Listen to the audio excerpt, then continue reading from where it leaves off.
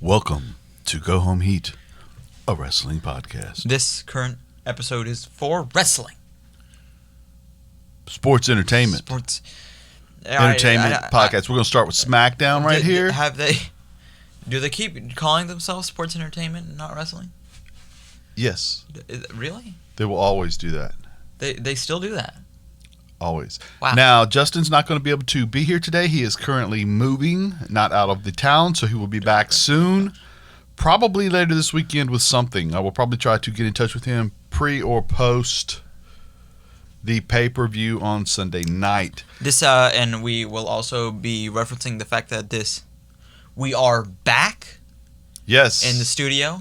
Back in the studio. We were unable to do so last week due to complications from Hurricane Sally, but today we are here. We return. SmackDown. I'm going to go with SmackDown out the chute because we just finished watching it, and then we'll review Raw quickly. Sami Zayn, Jeff Hardy, AJ Styles are in the ring. I said yes. There's a big time back and forth there between them all as they kind of go over the same stuff they've been arguing about, Jeff cheating with the knee brace and Sami not believing any of them are real. This is all good stuff. I'm not knocking it. They totally took me a while to notice that Jeff Hardy was wearing face paint. It took our mom a while, or my wife a while, to figure out that Jeff was wearing face paint. Anyway, 2 IC titles are put above the ring in a ceremony of sorts. Corey Graves called it a ceremony. I did not think it was such. But anyway, they're above the ring. We think that we're going to get a match, or Jeff points out that there will be a match later that night. But as Sami is exiting the ring, he shoves the ladder onto AJ and Jeff and tries to flee. The general manager guy, Adam Pearce, says, no, you will not. It's a triple threat, and you're no longer wrestling later tonight. You will be wrestling right now. We get a triple threat match, and it's a good little match. Styles winds up doing a lot of the work here. He kind of dominates the match, but does wind up, after hitting a phenomenal forearm, Zayn, ever the opportunist, rolls him out of the way, gets the 1-2-3 cover and winner. Styles, being upset, grabs the ladder and connects it with everybody's heads. And then he climbs the ladder and grabs the 2 belts to let us know what it will look like on Sunday night when he wins it. I love this program. I love Sami. I'm glad he's back. I love AJ. I love Jeff. I don't recall them being in programs together in these companies, especially the 3 of them. Yeah. So this is wonderful to have these guys booked together as veterans. Depending on what you think of Sami, all borderline Hall of Famers. Especially if you include with Sami stuff that he did as El Generico. I don't know if they're going to count that. They might. Because they totally will with Daniel Bryan. Sami won't be a WWE style Hall of Famer, but Sami is an indie Hall of Famer. If could absolutely be. They have a thing called the cauliflower ear Hall of Fame, where they put guys that lesser known guys that didn't always work in WWE, along with and he could wind up in something. That's pretty like cool that, for sure, absolutely. And now it's, by the way, this is KP and Ray talking here, the Go Home Heat Kid. It's lawyer time. And we love lawyers in our wrestling. Yes. Everybody does. That totally worked last time. Yes. Now, the Miz is currently, if you don't know, the Miz is currently suing Odie for ripping his clothes off, I would guess, and claiming that in order to prevent the lawsuit from going through, all he has to do is give him the Money in the Bank title contract without a fight. Otis says that his mother always told him, don't trust 3 things: carnival clowns, 1% milk, and lawyers. When The Miz interrupts and says he's got $2,000 lawyers on his payroll, which would tell me, 1, that Marines 2 through 12 must have paid really good at your local video store, or not, since there's not a local video. The joke there is local video stores don't exist. Exactly. That was intended. That's the joke. That was intended. Right. Yeah. Okay. Now, The Miz has a name on the contract which is his, and he cannot be touched. by Otis while all of this litigation is supposedly going on, to which Tucker appropriately points out there's only one name on the contract, which gets John Morrison a foot in his behind. Odie jumps him, beats him up, and this is going to be probably more entertaining than it deserves to be, considering The Miz and Morrison are involved. What do you think? I thought it was all right. Okay, we're going to move on. I get it. We're going to move on to Bayley, who wants to give us a lecture about moving on from Sasha now that she has injured her, and she says, Nikki says, I could never beat Nikki without Sasha by my side. Just think about what would happen if I would do that to my best friend. What on earth am I going to do to you? Basically, I'm going to whoop you, Nikki, and then I'm going to take this chair and continue whooping you after the match is over. And then she storms out. Not too much to worry about there. No, not much. Jay Uso, Pensacola's very own Escambia High School grad Gator, former linebacker, Jay Uso. I just like talking about stuff like that. Pensacola, Hurricane Sally. Yes. You literally did you just say that to make him look more formidable for Rowan? No, because I wanted to talk about our hometown, even though it's not my high school. I just want to talk about our hometown. Okay, so he's got a show on the WWE Network in the morning called Chronicle. And I want to watch it. It'll have a lot of hometown stuff. But I think Jay's story should be interesting, considering the lineage he comes from. Rikishi, Alpha, Sika, multiple Hall of Famers in his family. His brother is already a Hall of Famer. I would assume all of the Usos are Hall of Famers, considering how great the tag team has been over the years. I would. Who's the best tag team in WWE for the last decade? Best tag team from the WWE for the last decade? Usos are up there. They're definitely up there with the New Day. Exactly. All five of those guys are going in the Hall of Fame. They may go in as factions, but I'd say it's a very early call to say that they're going in the Hall of Fame. So it's really early for that.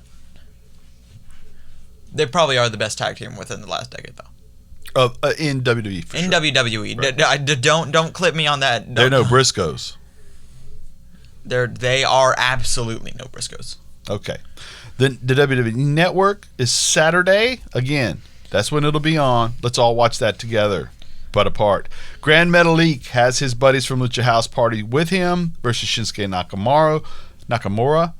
Cesaro is beside him, and this is a one-on-one matchup. And Shinsuke looked great here. And when Shinsuke looks great, I feel great. And he roughed up Grand Metalik, got the pin. Cesaro roughed up Lindsay El Dorado afterwards. Kalisto chose not to get involved in all of it, which upset Metalik and Lindsay El Dorado post the beatdown. And so you have the typical... We're breaking up while we're getting our opportunity to win a championship against a formidable team. So they're obviously probably not going to win, which nobody thought they would. But Clash of Champions, we will see Grand Metalik and Lindsay El Dorado versus Shinsuke Nakamura and Cesaro, and probably get enough time to really put on a great show. Because these individual matchups they've had with Cesaro wrestling one and Metalik wrestling one and have been fantastic. Absolutely. You have amazing physical specimens, storytellers, freakish athletes in Lindsay, Metalik, Cesaro, and Shinsuke even at his advanced age. One of the greats. Absolutely. But you're not going to put Shinsuke in any Hall of Fames, I'm sure. Shinsuke's had a 5-star match in NXT. Shinsuke's New Japan Hall of Fame? Oh, easy. No cute. He's one of the best wrestlers, period. AJ Shinsuke? AJ's WWE Hall of Fame as well. Wait, AJ Shinsuke in New Japan, was that a match of the century so far? Ooh, match of the century? Oof. Definitely top 10 matches you think? Of the century. Top 10, top 20 for sure. Top 20, wow. Definitely top 10 matches last decade. If not top 5. That match was incredible. All right, that says it's pretty good. Okay, so we're setting that up for the pay-per-view.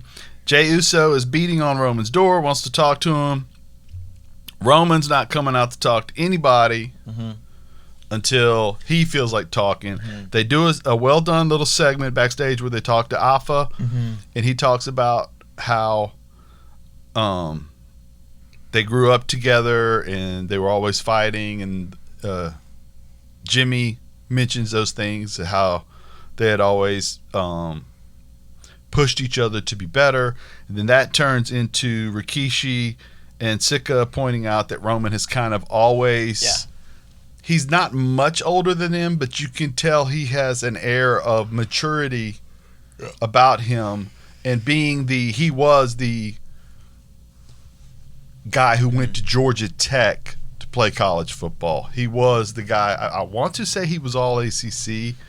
He has always, like when he walked into the Performance Center for WWE, they said, this guy's a star. The minute they saw him. Any room he's ever walked into, people have taken notice of him by his appearance.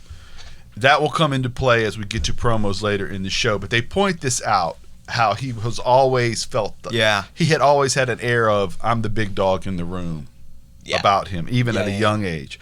And then they show a little bit of footage of him tackling folks at Escambia High School, Pensacola, Florida.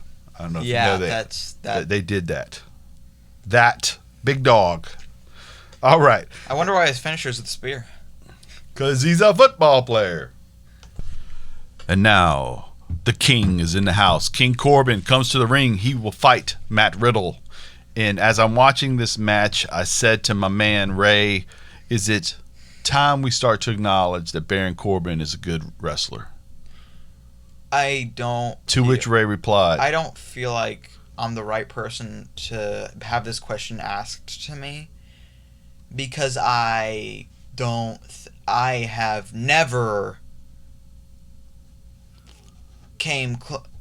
I have never fully enjoyed a Baron Corbin match. I think you're missing out, buddy. A Baron Corbin, neither. We literally named this podcast after Baron Corbin. Go home, Heat. I didn't name this podcast. Fair enough. But so we're telling the story. We've got Riddle. We want him to be over. So we put him in there with the guy everybody hates. He has a rough and tumble match. He's got Baron dead to rights. He goes for the floating bro. Baron gets the knees up. Boom. Riddle's hurt. End of days.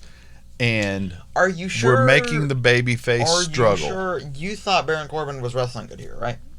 I enjoyed it, yeah. Are you sure that isn't just because he was wrestling Matt Riddle? At this point, I've seen Baron wrestle a lot of people and have good matches. Good in the same way that dishwater is food, or no, no, not at all. I think Baron's a good worker, man. I think he's a good worker. I think he does. He's got a weird job, and I think he does it pretty well. And he is a big, bruising, athletic man who is not afraid to be hit and is willing to make things look physical. I feel like some of the shenanigans they have placed in his way, where the dog food stuff and all that, takes away from what he is as a worker. But, that's okay. That's just me. But point was that they want Riddle to get the fans behind him, and part of the way you do that with a babyface is you have him face adversity, which he just had here. He gets an interview afterwards. Kayla asks, you must be disappointed, to which he gives a standard babyface profile. I don't know that I'm ever going to like Matt Riddle giving promos. No, he is not good at it. I do think he is genuinely him, though. Hey, I don't think he's faking that. That's kind of the problem. You know, I think when you tried to find a positive, you just kind of found the source of the problem.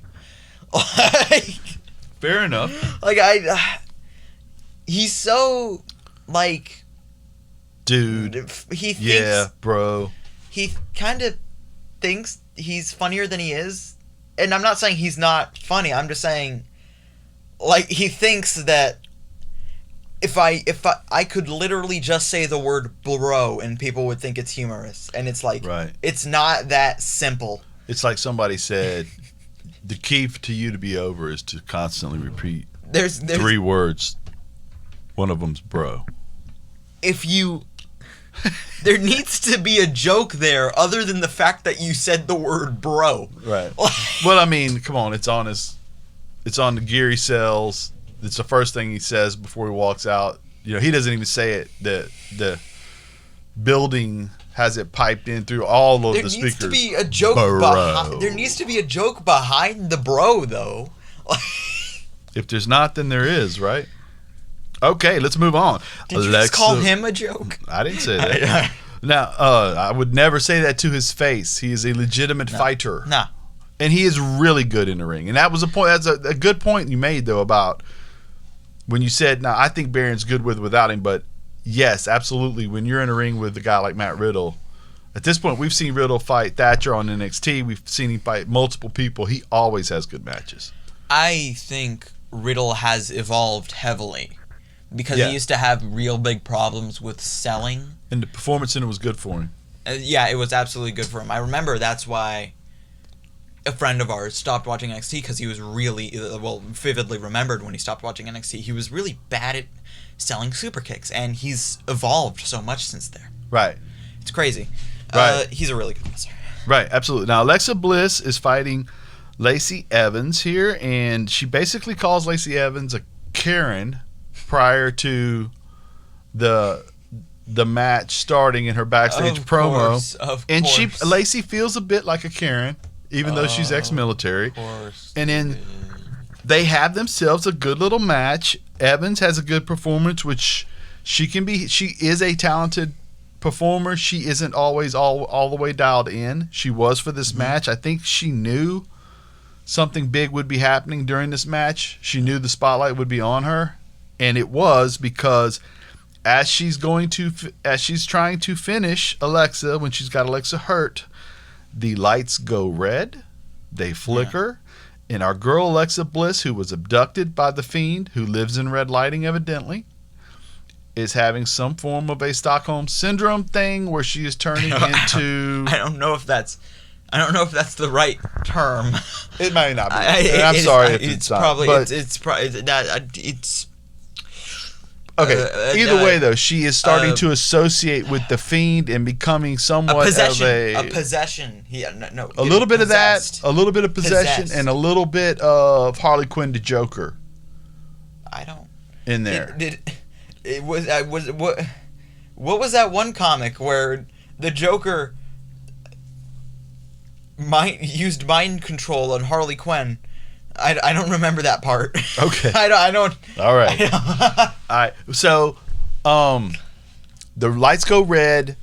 Everything about Bliss changes. Her hair gets all different. Her eyes get different. She just attacks.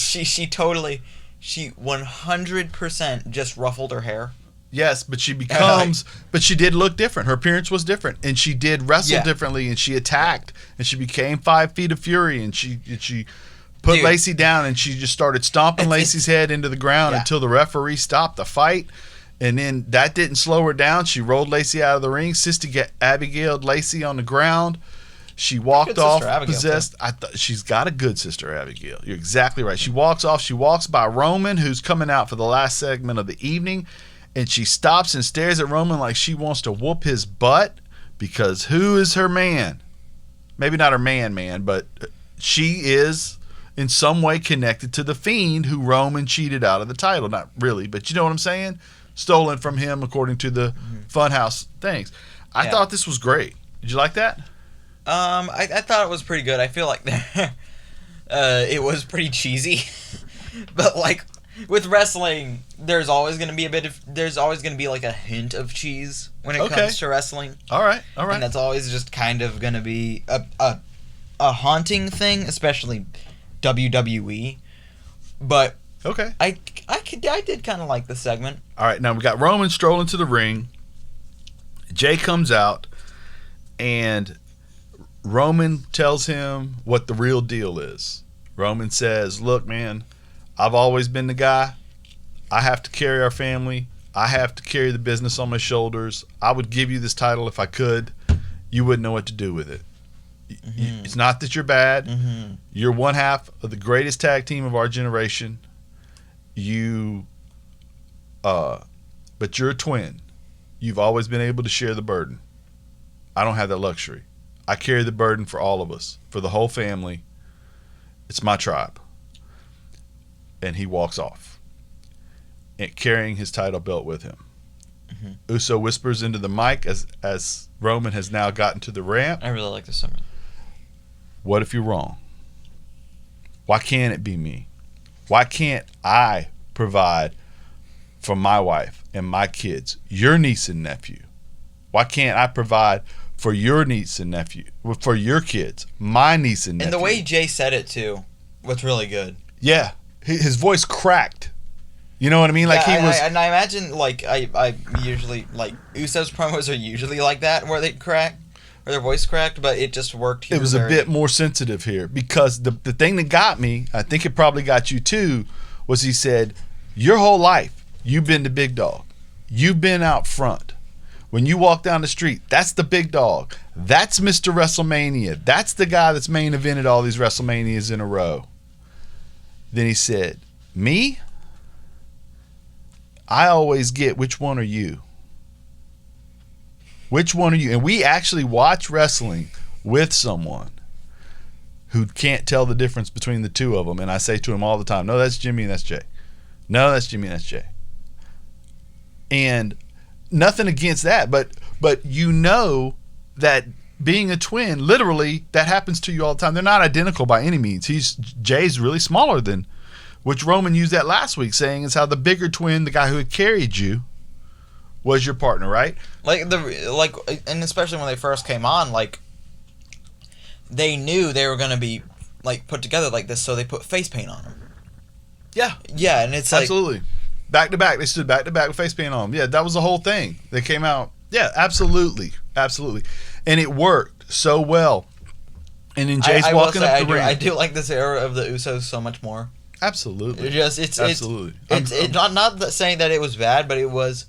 Their wrestling at that point was kind of average, but ever since they just lost the face paint and just were like dudes, they've been incredible. Right. They're not trying to be a character. They're getting to be themselves, which allows them to do more in the ring. It allows them to be more sinister in a sense. I think sinister is the wrong word. Cutthroat. It allows them to be more kind of like and you can connect with them more. Mm-hmm. And it's more exact. Cutthroat's the excellent word. Like when they super kick someone back in their face paint days, it's like, oh, it's a super kick. And that was probably before the whole super kick party crap went on and happened. Mm-hmm. But now when you see him super kick, you're like, oh, that's one of the best super kicks in the biz right now. Because they don't overdo it either. They don't. Absolutely. But let's get back to like they do it every match, but they at least like fall down. Right. Well, okay, and so then as Jay is walking up the ramp, the kicker and the way this show ends is Roman like literally dive bombs Jay. Yeah, Jay doesn't see it coming. He's talking to himself. He's pumping his fist into his hand. He's hyped up. And out of the blue, Roman drops on him like Superman with an actual Superman punch. Drops him to the ground. And the camera angle made it look brutal, too. It looked like more of a Superman elbow. It did. Which I always thought elbow. And the way he kind of like stopped like in the middle. Yeah. It felt like he hit him so hard. He did. That he physically stopped for a second. Right. And then Paul Heyman hands Roman the belt. And Roman takes the belt in one hand and Jay's head in another. And he shows it to him. And Roman lets him know that this is how I feed my family. This is how I feed all of our families. This is not yours. You are going to take this payday, take the ass whipping that comes with it, and then we're going to get back to normal. And Roman was vicious. He was honest. He was great. Go ahead. You are someone. Okay, I feel like I am very biased from a very biased point of view because I didn't really like Roman as a babyface. Well, I was fairly. When he was at his worst, I was fairly young. Right. What was it? 2018. Mm-hmm. That Roman match happened. So 2 years ago, I was like, I think I was. You talking Roman Goldberg? Or you talking Roman Brock? I'm talking Roman Brock. We went to both. All of those. Okay. Like right. Especially Roman Taker and Roman Brock. Right. Like we went to 2 consecutive WrestleManias in a row where he got booed out of the building. Yeah. Absolutely. And I never really liked Roman as a babyface. I should probably rewatch that to see if I am a bit harsh on him. I was a bit harsh on him because I was younger. But he's so much better. Yes. You liked him as a babyface. I didn't mind. And yeah. You can recognize he's so much better. Absolutely. It blows my mind. Absolutely. This was tour de force, verbal, passion. I can't wait to see what him and Jay do at this pay-per-view. Like, so it's especially going to be interesting when like the crowds start to come back, if they ever do while Roman has this run. But if they did, like, would they be cheering for him? Would he be a quote-unquote real heel?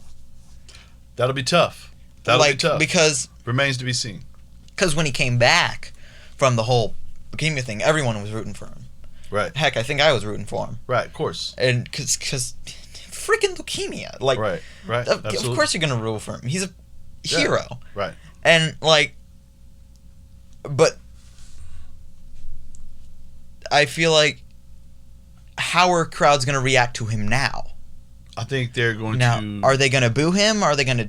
I think it's going to be just exactly like it's supposed to be. The guys are going to root for him. It'll be the flip of what we've had.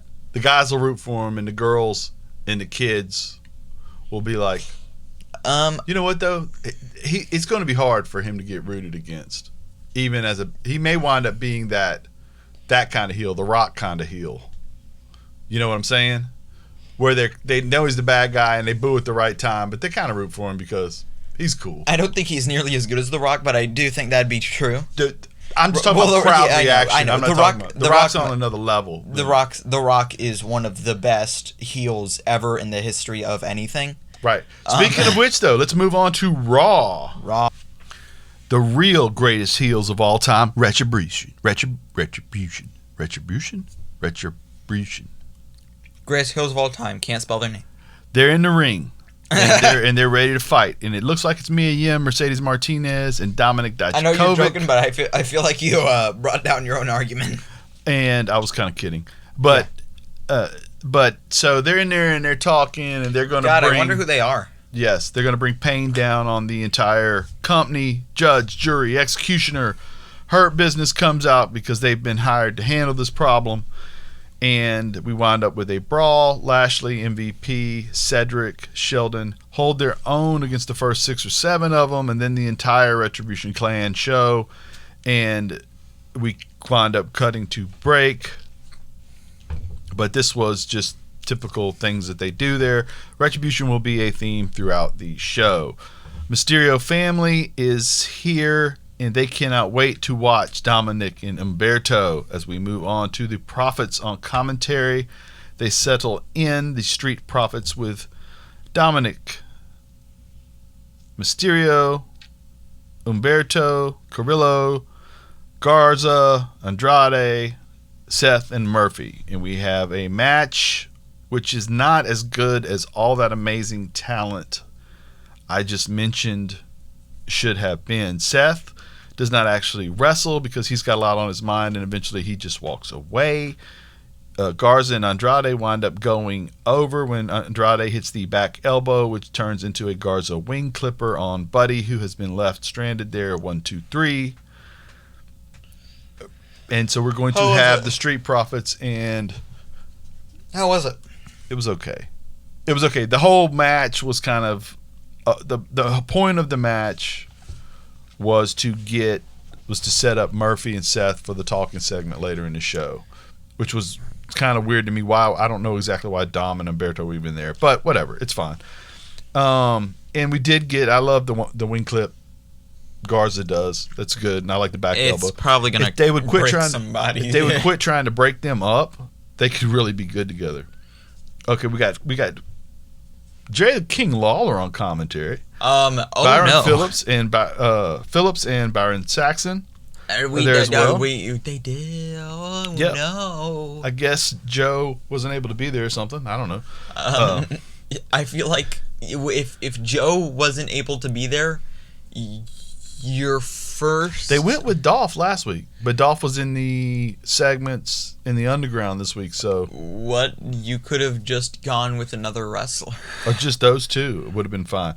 Okay, they also went with MVP some last week, but MVP was in almost a segment an hour tonight, so it was a little hard for that. They couldn't have done that. Okay, but, like... I get you could have done You probably couldn't have done CM Punk because that was probably... He works for Fox. Yeah, he works for Fox. He doesn't work for them. Matter of fact, he doesn't work for Fox anymore either. That show's over. Yeah, but you probably could. Anybody else? Is Nigel McGuinness still there? Yeah, he's overseas. But overseas. Okay, so we'll move along. We have Shane kicking it with the bouncer and setting up the fact that he's going over to the Kevin Owens show, and he does wind up going. I like the Shane's interactions with that big 11-foot tall bouncer guy are awesome. I love it. I just fantasize these two guys traveling the world. That one dude protecting Shane as Shane gets into trouble. I feel like that's a TV series at some point. Netflix. Yeah. The billionaire son that gets into trouble with his buddy that saves his life every week. Kevin Owens winds up on bringing out Shane.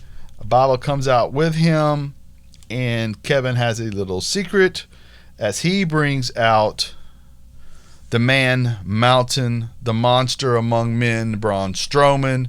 We don't get fisticuffs like we had thought we would because they're going to wind up getting into it on. They're the main event of the Underground show, okay? Aleister Black winds up jumping Kevin Owens from behind and doing the thing where he grabs both of his feet and yanks him into the post, the ring post, which is racking him multiple times over and over. So I'm assuming that Kevin Owens is a soprano this week after that has happened, and we're going further and further into the Aleister Black heel versus Kevin Owens program, which is good. That's going to be good. Drew winds up the MVP and his crew, the Hurt Business, find Retribution backstage, beat them up some more. And then we get Keith Lee versus Drew McIntyre in what was really good up until the RKO by Randy Orton to stop the match. Drew wins on a disqualification, and Orton kicks Keith Lee in the skull. Orton winds up cutting a promo in front of the ambulance where he says they're having an ambulance. Drew and Randy are having an ambulance match.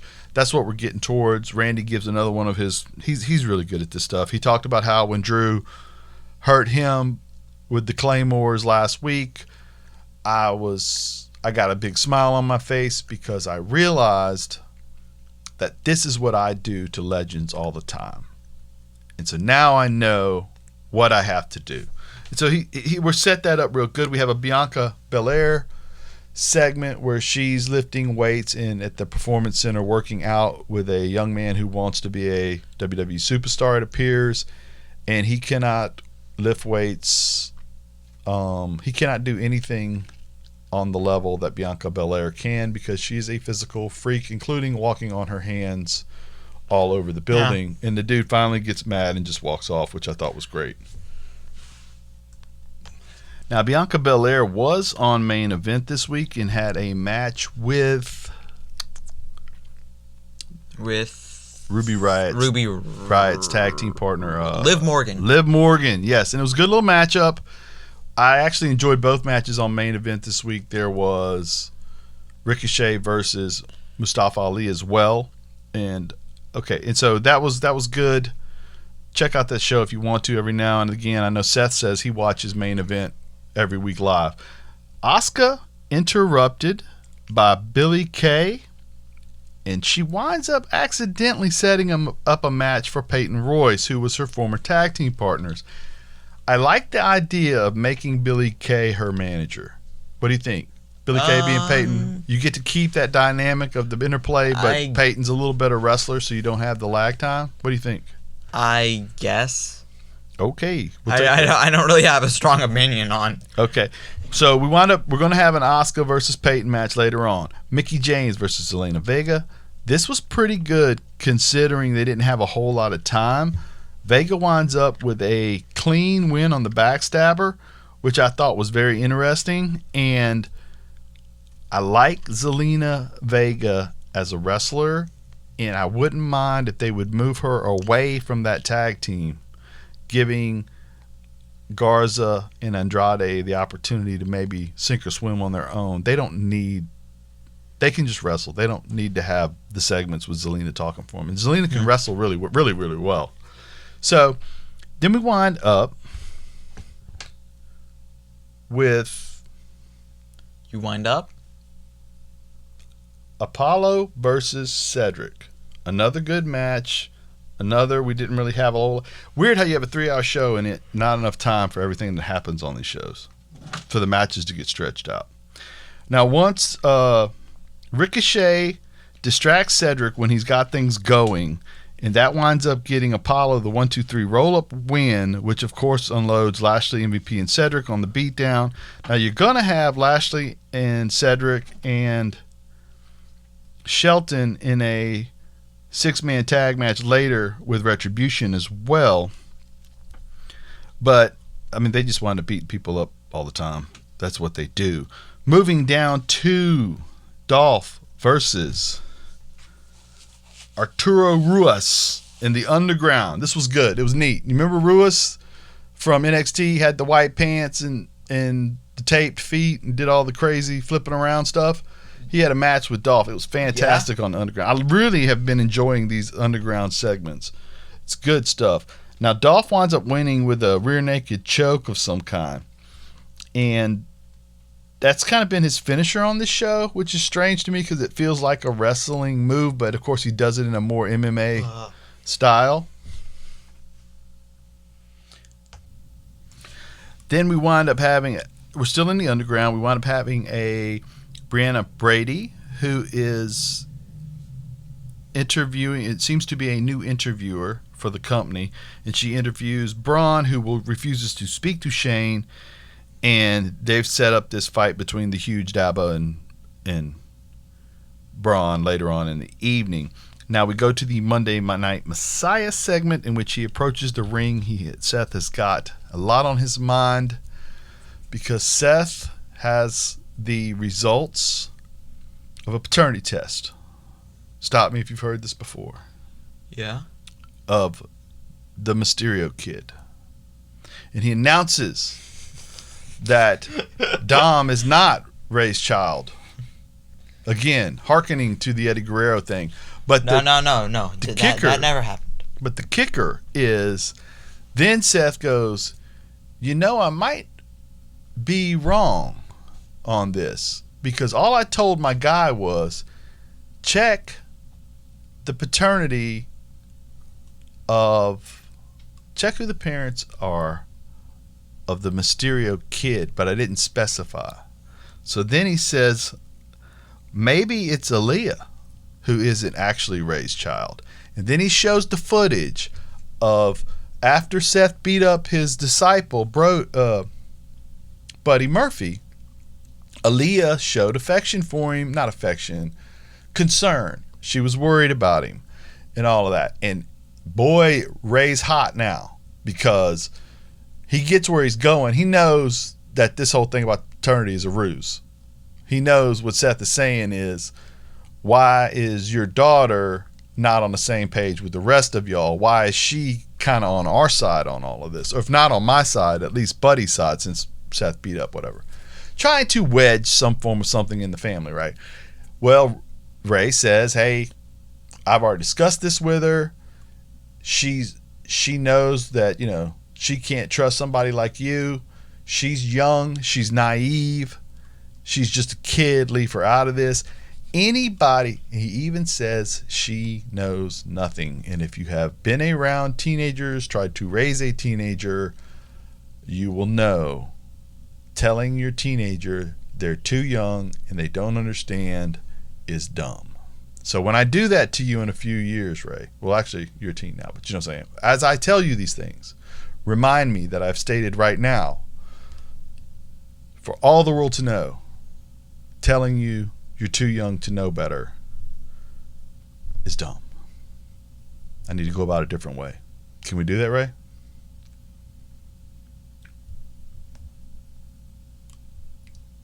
What? Okay, she was only 19. But, so, then Alea winds up storming out, obviously. Seth says, I'm hurt by all this. I just can't believe how this has happened. Many of you, I'm sure, have problems like these in your own homes. As good a family as they are, they can't avoid the fact that there's just deep mistrust within their home. And then he walks off with that smug look that only Mr. Messiah can get. Then we wind up with a tag match.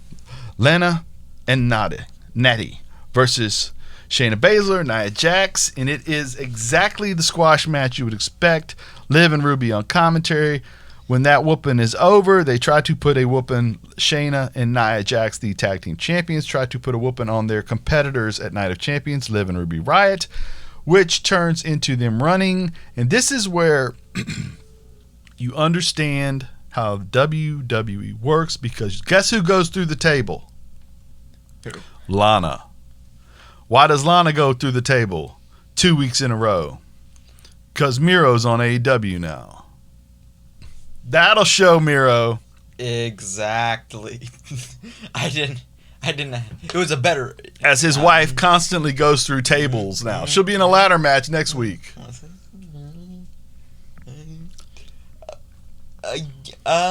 Yeah. Right? All right. I didn't actually realize that. Right. Then you didn't put two and two together real quick. And then we wind up with another match where Asuka versus Peyton Royce. Peyton gets a lot of offense in until Asuka gets a real quick whooping on her. Then Zelina jumps in and attacks. And we've set up Zelina versus Asuka at Night of Champions rather quickly, which is great. Let's do it. Alea tells they have a backstage segment here where after Alea has stormed off from her family in another segment, she's sitting alone and Buddy comes up to her and Buddy says, hey, what Seth's doing out here in the world is just wrong and I apologize. And I don't think for 1 second Buddy's breaking up with Seth. You know what I think? Mm-hmm. Buddy's over there trying to get old girl to hate her dad a little bit more and a little bit more, and Seth's going to wind up somehow or another taking advantage of all of this. And this seems really, really complicated and very much more 2 o'clock in the afternoon on ABC General Hospital than 9 o'clock on USA Network. But hey, these lines get blurred sometimes. We'll see where it goes. I'm not in love with this, but I'm hoping.